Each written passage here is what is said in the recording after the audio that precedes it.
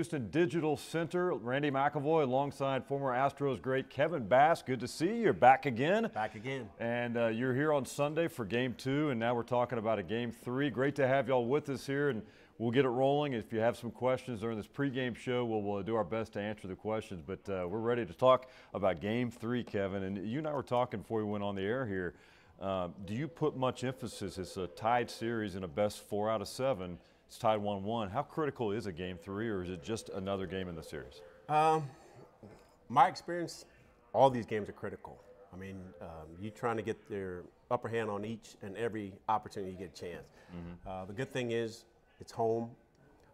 You got Dallas Keuchel on the mound, and we were talking a little bit earlier. I mean, to me, this is a big game for him. He needs to establish that fastball. If he can establish a good strike zone, really be able to control that little changeup that he has and mix in that cutter. If he can establish that early, get the ground balls, let his defense do his work, I think we'll be all right. So Astros are coming back with this series tied 1-1. It would have been tough, and you were just saying it would have been hard to win 2 straight there at Fenway Park, but nonetheless they get the split. 2 of baseball's best teams going in. This is kind of what you expect going into this series to get it started. Yeah, you figure Boston, they've won 108 ball games. To go 2-0 on a team like that, I mean, that's kind of hoping a little bit too much. Yeah. But being here at the ballpark, the home ballpark, they need to really take advantage of it. I mean, a 2-3 series would be great. I don't look to see a sweep. Sweeping 3 games in a row, that's asking a little bit much. But yeah, I think the advantage still right now is the Houston Astros. All right, you look at the lineups, and pretty much the same lineup that A.J. Hinch has gone with. Tony Kemp's in the lineup today, so he's a nice spark. What he's been able to do, base running, good defense in the outfield, and a good disciplined hitter as well. Very much so, and I think that combination, I guess he's hitting 9th. And basically, after the game starts, I mean, basically he's like a leadoff hitter. And then you've got Springer coming up, and hopefully he can be on base, give Springer some good pitches to hit. You know, you get that speed on first base, and you're going to see a lot of number 1s from that catcher. Absolutely. And that's what you really want. You want Springer in a situation where he can get a good fastball, get a chance, maybe lift a little bit, and get Houston on the board. What is about Springer, do you think, of the success he's had in the postseason? I mean, so far, a good start in the ALCS. I mean, a couple of RBIs. He just produces. And if I can take you back, you remember early back into the series, I think it might have been the first few ball games, he was extremely, extremely anxious. And I think all of a sudden he realized, you know what, I've been doing this all year. You know, I've been here all year. Why do I need to, hype myself up and get myself going?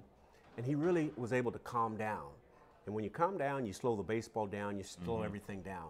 And I think that experience, he had a couple tough at-bats early, and that experience, I think, really helped him to realize that, I just need to relax, kick back. I've been doing this long enough.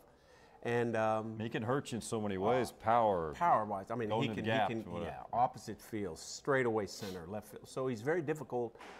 He gets himself out, basically. That's when I watch him hit, it's really about Springer. It's not about that guy that's out on the mound, because his bat speed is just electric. I mean, so if he can calm himself, keep himself in check with his approach, he's going to hurt you.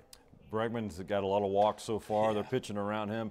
Altuve is a guy that uncharacteristically is struggling right now, hitting, I think, 125 in the first couple of games.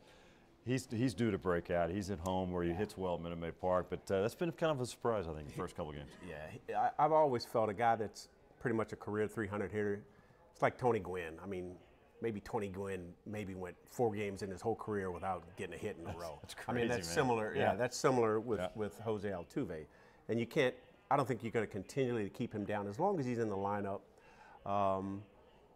He's always a threat, and he hits very well in this ballpark. So that's a good thing. I mean, I don't really concern myself with him too much. I'm a little nervous though about that knee injury. He showed he was limping a little bit coming out of the box the other night, and I think a lot of people were wondering that. Yeah, so I don't know the situation if he's going to be in that DH role tonight or out there at second base, but That's the only I'm sure that could be AJ's concern also, but that's my only concern because you need to have your legs to hit. Right. You really do. 4:09 is the first pitch this afternoon at Minute Maid Park. They're introducing the teams right now, so we're getting close to the afternoon game. Tomorrow night is a 7:39 game. They'll play another night game on Thursday as well. Let's get back to Keuchel and what he needs to do, and it's kind of his style of pitching.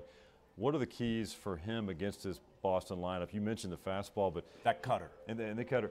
His pitches, if the teams are not laying off, Keuchel's going to have a field day. But his pitches all break late. Yeah. Whatever he throws, seems like. And that's what makes Dallas Keuchel. I mean, he's Cy Young in 2015 or whatever it was. He hasn't really kind of matched that since, but he's still a guy to be reckoned with. And we were sharing before that establishing that strike zone, establishing that cutter early, and somewhat I think he fits the the type of pitcher that he it's kind of like the rocking chair syndrome. He keeps you off balance. Right. You know, he can bust you in and then throw that little changeup away to get you leaning. And I think if he can establish that, both sides of the plate, because that's his bread and butter. If he's just hammering one side of the plate, you know, he's going to have a little problems. But if he can get that little cutter inside, they can hook it foul, still strike one. Next pitch, little changeup, little foosball changeup, blown away, ground ball, shortstop, one out. And things like that. Keep guys off stride. Back in your day when you were hitting, would you have wanted to face a guy like Keuchel? Because you were a switch hitter. You were a switch hitter. And we've had a good there were a lot of guys that pitched like similar that. to him? Yeah. Dave Dravecky, even Andy Pettit. And Andy, we all know about how great pitcher Andy Pettit was. And never easy. But you kind of understand the pattern. So you have to pick your poison. You got to say, okay, when I'm gonna stay with this guy, and I'm trying to hit him to right field. If I'm a right-handed hitter, try to stay over that ball and hit him in the right field instead of thinking about, okay, I'm gonna guess with him. He's gonna throw that cutter in. You can't do that on a guy like him. Nathan Eovaldi pitches to this afternoon for Boston, and this is a local guy coming back for Boston. What a great experience for him in front of. I know he's going to have a lot of. I bet he had a few ticket requests. Oh man, he's from Alvin, and he gets to start for the Red Sox. Yeah, he probably matched that ticket request out. You know, he's a power guy from 95, I guess, to 97 miles an hour. Yeah. But there again, it comes down to, I think, our guys just being patient because this team is a really good fastball hitting team. Right. And Boston knows it, but it's all about, and I've always said this, it's all about a pitcher getting ahead and what he gets ahead with. But his best pitch is that fastball, and if they can key on that fastball, the offense, get it in a good situation, you know, he can have a little problem. But if he's established that fastball pretty early, looks like he's got a pretty good slider. I don't know what his third pitch is. Chances are probably a little changeup. But it's basic one-on-one. I mean, one-on-one pitching, getting ahead, staying ahead, and then dealing from there.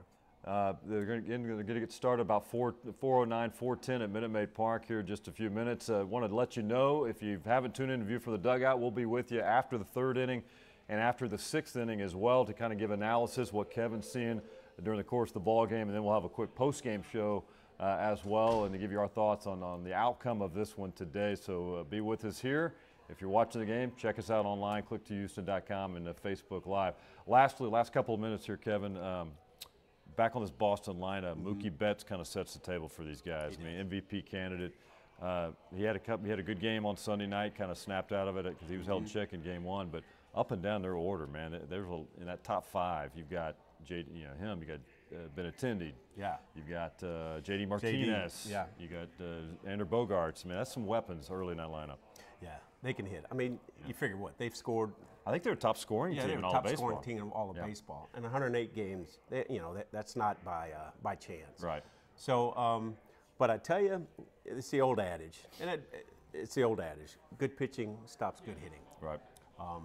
And I think the first game, I thought our pitchers did a good enough job, and it showed pretty much that you can swing the bat, you can do all this, but if you make the pitches on these guys, you can get some outs. Control them. Yeah, you can get some outs. And we mentioned earlier off camera, we got to Houston Astros has to play a tidier game. They've got to minimize their mistakes, particularly on the defense side, particularly out on the mound, throw strikes, try to get ahead of the hitter. Well, they gave away a couple of runs on Sunday with the wild pitch, pass balls, and Cole had the throwing error, which that never happened. So is that what you're talking about? Just a clean game? Yeah, minimize the mistakes. Yeah. I think in the series like this, two teams that are so closely matched, it's the team that makes the least amount of mistakes. That's the team that's going to pretty much come out on top. All right, so we're getting you ready for first pitch coming up momentarily from Minute Maid Park. Tomorrow, by the way, Charlie Morton will start for the Astros, and last I heard, I think it'll be Verlander again on Thursday. Yeah. And then, of course, the series goes back to Boston. We're talking about a Game 6 and a Game 7 this weekend to decide who wins the pennant in the American League. But right now, series tied 1-1 as we get ready for Game 3 today. Again, Kevin and I will be with you after the third inning and sixth inning and post-game as well. We'll sign off for now. View from the dugout. We're about ready for first pitch from Minute Maid Park. Hope you enjoy the game. Check us out for analysis as well throughout the afternoon. We'll see you soon.